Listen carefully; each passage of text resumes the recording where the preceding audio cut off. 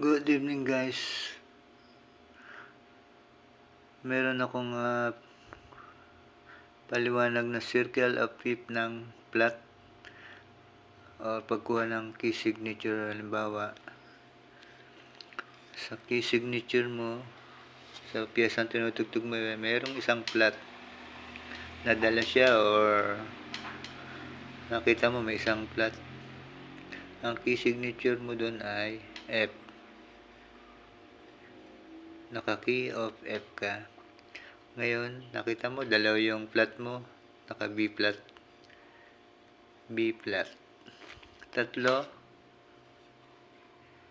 ang tono mo ay E flat. Naka-key of E flat. Apat, ang tono mo ay A flat. Key of A flat. A flat.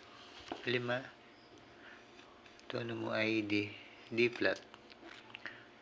Pagka 6 na flat yung taglay mo sa papel mo, merong naka-key of G flat ka guys. 7 flat, naka-C flat ang iyong tono. Ngayon guys, ito ay nice to know lang kung interesado ka or kahit papaano matutunan na magkaroon ka ng idea sa pagkuha ng key signature, or alam mo na kung isa lang yung flat mo, naka-F, key of F ka. Ngayon, kung wala ka namang flat, walang sharp, ito naka-key of C. Ang tono mo sa papel mo ay key of C.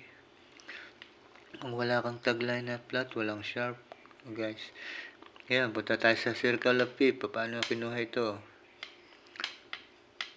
Ngayon, itong C, wala siyang taglay. Dito ka mag-umpisa, pababa.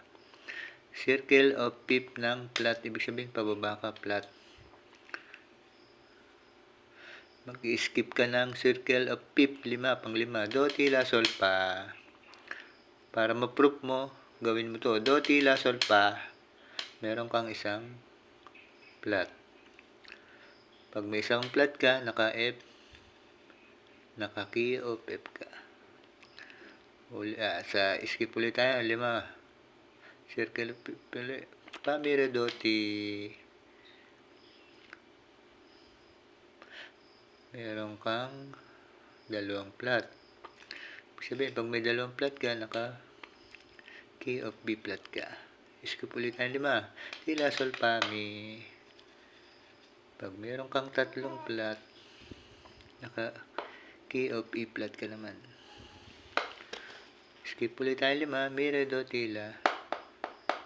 A flat yung tono mo. Pag may 4 kang flat. Skip ulit. La, sol, pa, mi, re. Meron kang 5 flat. Naka D flat. Key of D flat ka. 6, 7. Laging ang skip mo ay 5. Do, ti, la, sol, pa. Do, ti, la, sol, pa. Pa, mi, re, do, si. Si, la, sol, pa, mi. 3. Mi, re, do, si, la. 4. A flat.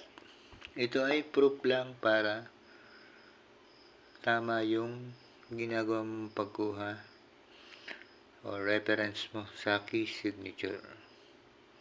Para at least kahit paano may idea ka pagkuha ng key signature. Halimbawa, walang kang taglay, ito nakasika, C. Key of C. Wala kang dalang flat, wala kang sharp, naka-key of C ka. Skip ka na 5, do, ti, la, sol, pa. May isa kang flat. Naka-key of F ka. Pagka may isa kang flat. Pag may dalawa kang flat, naka-B flat. Tonong B flat. 3, nakatonong E flat ka. Ito yung proof pero hindi mo kailangan magbatad dito. Kasi pag nasa ulo mo nito, hanap ka na mas mabilis kung paano makukuha ang tono. Halimbawa, mag-a-adlib ka, yun na yung alam mong tono, siyempre. Nakapix na ito, halimbawa, A flat, 4. Mag-a-adlib ka, makukuha mo na kagad siya. Ito guys, yung circle of fifth ng flat, ito. Ayan yun, ha. Kaya naman naging B flat siya. Ito, B flat. Bakit ang F ay walang flat? Eh, siyempre, yung F, wala naman siyang, hindi naman tinamaan yung pa ng flat dito. Wala naman, di ba? Hindi kagaya nitong B flat, dalawa. Ito siya. Yung T mo, nagkaroon na siya ng flat. Dito, yung E mo, yung Mi, naging flat na rin. La.